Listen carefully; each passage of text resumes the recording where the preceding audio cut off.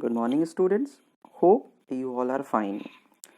देखिए, last time मैंने ये चैप्टर शुरू करवाया था हिस्ट्री का और ये सेकेंड लेक्चर है। तो आज मैंने ये वीडियो फॉर्म में लेके आया हूँ। उसके लिए वीडियो फॉर्म में लाने के पीछे एक मेरा मकसद है। वो ये था कि कल मैंने नोटिस किया कि शायद अगर मैं वर्ल्ड हिस्ट्री पढ़ा रहा हूँ, अगर वो वीडियो के फॉर्म में ना हो तो बच्चों को समझने मुश्किलें होंगी। ठीक है, तो एक ये रहा। दूसरा चीज़ ये है कि देखिए बच्चे, मेरा आप लोगों से अपील करना भी था, इसलिए भी मैं ये वीडियो फॉर्म में ये लेके आया हूँ। आप लोग सब घर में हैं, ठीक है। आप लोगों का टाइम जो है वो मुझे पता है कि बहुत सारा वक्त आप लोगों के पास है। अपने टाइम को वेस्ट ना करें, घर में रहिए। ये सिचुएशन आप सबको पता है कि घर में रह के बैठ के पढ़ने के लिए।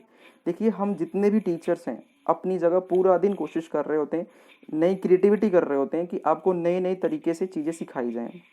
जैसे कि आज मैं ये क्या कोशिश करने वाला हूँ, आप देख सकते हैं ये नया तरीका है वीडियो बनाने का। इससे पहले मैं वाइट बोर्ड पे बना लिया, मैंने दूसरे तरीके से बनाया, एक नया तरीका है। तो इसमें क्या है कि आप लोगों को जो मैंने हिस्ट्री लेके आया हूँ, आज मैं जो पढ़ाने वाला हूँ बिल्कुल समराइज फॉर्म में। मतलब क्या है कि अगर जिस जिस टॉपिक को मैं पढ़ाऊँगा वो टॉपिक इस कदर का होगा कि आप बुक पढ़ेंगे ना तो बुक में से एक तरीके से हर एक चीज़ जो बुक की कंक्लूजन है उसे बिल्कुल लाइन टू लाइन में लेके आया हूँ। उसको आप लाइन में पढ़ेंगे और इजी लैंग्वेज में। देखिए, बड़े सारे बच्चों का ये रहता है कि हिस्ट्री थोड़ी सी टफ लैंग्वेज है, बोरिंग है, समझ नहीं आती है, बड़े सारे, और स्पेशली वर्ल्ड हिस्ट्री तो ज़्यादातर बच्चों की रहती है। और मैं आपसे ये चैलेंज करके कहता हूँ कि जब आप ये सारा एक सीरीज़ देखोगे ना, इस पूरे चैप्टर को, तो आपको हर एक चीज़ बिल्कुल डिटेल में समझ भी आएगी, क्लियर भी होगा, और आप कहोगे कि क्या बात है सर, आपने कितने अच्छे फॉर्म में इस चीज़ को समझाया है। तो होप सो आप लोगों से यही है कि आप लोग सपोर्ट करें, ठीक है। और घर में बैठें, जो भी आपको इंस्ट्रक्शन दी जाती है फ्रॉम द स्कूल साइड, वो सारी चीज़ों को आप फॉलो करें, ठीक है। तो अब विदाउट वेस्टिंग माय टाइम मैं स्टार्ट करता हूँ।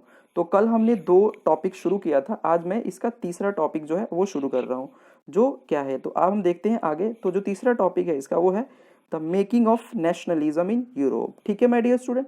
तो यहाँ से हम क्या पढ़ने वाले हैं कि यूरोप में नेशनलिज्म जो है वो कैसे धीरे धीरे स्टार्टिंग हुआ। तो बिफोर स्टार्टिंग दैट हम सबसे पहले पढ़ेंगे जो मेनली हमारा जो पढ़ने का तरीका है वो देखिए क्या क्या है।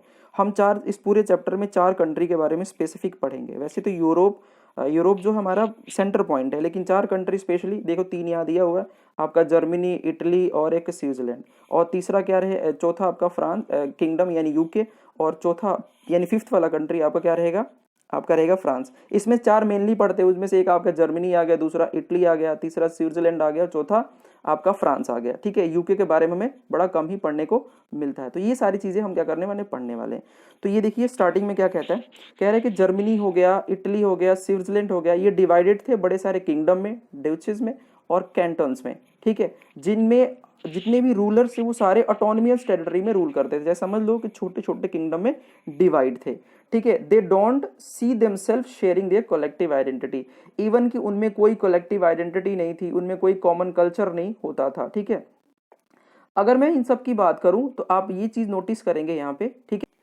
तो आप अगर नेक्स्ट लाइन में नोटिस करेंगे तो आपको लिखा हुआ कि दी हम्सबर्ग एम्पायर रूल्ड ओवर ऑस्ट्रिया। आप देखिए एक चीज यहाँ पे क्लियर करके बता रहा है कि उस जमाने में लोग सारे अपने अपने किंगडम में अलग अलग तरीके से राज करते थे और कोई उनमें कोई शेयरिंग कॉमन कल्चर या ऐसा कुछ नहीं था। मतलब आपस में ये बिल्कुल मेल जुलाव नहीं रखते थे। हम्सबर्ग एम्पायर था वो कहाँ पे रूल करता था, ऑस्ट्रिया हंगरी में, ऑस्ट्रियन हंगरी जिसे बोलते हैं। हंगरी की बात करें तो हाफ ऑफ द पॉपुलेशन कौन सी लैंग्वेज बोलती थी, आप यहाँ पे देख सकते हैं, जिसका नाम क्या है, ये आप देख सकते हैं मैग्यार।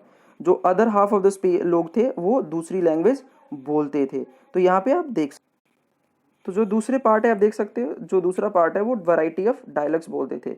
इसके अलावा अगर बात करें तो उनकी सोसाइटी की बात करें तो बिसाइड 3 डोमिनेंट ग्रुप, जो कि मैंने अभी आपको बताया कौन कौन सा, 3 ग्रुप, उनके अलावा also lived with in the boundary of empire. यानी कि जो कि 3 ग्रुप अलग, 3 डोमिनेंट ग्रुप थे, उसके अलावा भी बड़े सारे लोग इस बाउंड्री के अंदर रहते थे।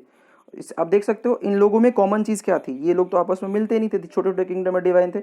इनमें सिर्फ जो टाई बाइंडिंग थी वो सिर्फ क्या था, कॉमन एलिजेंस थी, ठीक है। यानी कि सिर्फ ये अपने किंग पे भरोसा करते थे, इसके अलावा एलिजेंस टू एम्पायर, ये अपने अपने किंग पे भरोसा करते थे, यानी किंग कह दे कि हाँ ये सामने वाला देश हमारे साथ ऐसा कर रहा, तो ये लोग भी उसी चीज़ को फॉलो करते थे। तो ये इस तरीके से वहाँ पे सारी चीज़ें हमें देखने को मिलती है। अब इसी के बीच में जो सेकेंड हमारा टॉपिक है आप देख सकते हैं, जो वो है आपका aristocracy and the middle class, यानी 2.1। अगर आप बुक में देखेंगे तो बुक में आपको ऐसे ही मिलेगा।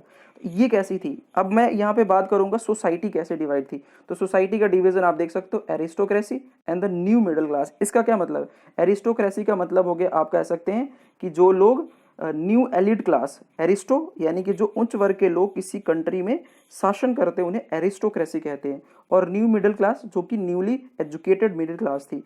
तो अगर आप देखोगे ध्यान से तो उन एरियाज में जहाँ पे छोटे छोटे किंगडम थे वहाँ पे सोशली और पॉलिटिकली कौन राज करता था, तो जो एरिस्टोक्रेसी डोमिनेंट क्लास थी। ऑल्दो अगर आप देखोगे तो इनके मेंबर ऑफ दिस क्लास, इस यानी इस क्लास के लोग जो थे उनका जो रहने का स्टाइल था वो बिल्कुल अलग था, यानी बाकी जो रीजनल डिवीजन से बिल्कुल अलग रहते थे। इनकी फैमिली जो थी आपस में इस तरीके से कनेक्टेड थी जो कि आपस में मैरिज करते। छोटा सा एग्जांपल ले लेते कि आपस में ये मैरिज शेयर करते थे, मतलब मैरिज भी आपस में एक दूसरे से करते थे, ठीक है, शादियां वगैरह आपस में करते थे। ये लोअर क्लास के साथ बिल्कुल नहीं करते थे। ये बड़ी पावरफुल एरिस्टोक्रेसी थी, ठीक है। न्यूमेरिकली अगर देखा जाए तो इनकी पॉपुलेशन कितनी थी, तो बड़ी स्मॉल में थी, लेकिन अगर शासन देखें तो ये ज़्यादातर एरिया में यही करते थे। ग्रोथ ऑफ टाउन्स हो गया, एमर्जेंस ऑफ कमर्शियल क्लासेस जिनका existence based on production on market, वो धीरे धीरे यानी कि एमर्ज होने लगा।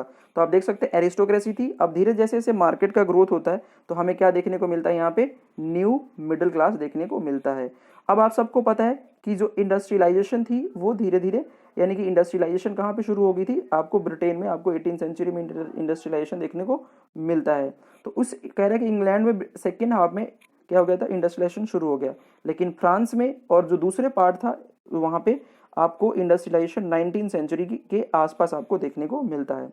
अब जैसे जैसे इंडस्ट्रियलाइजेशन हुआ न्यू सोशल ग्रुप आना शुरू हो गए, ठीक है, वर्किंग क्लास पॉपुलेशन हमें देखने को मिलती है, मिडिल क्लास एमर्ज हुए, जैसे इंडस्ट्रियलिस्ट, बिजनेसमैन, प्रोफेशनल हमें देखने को मिलते हैं।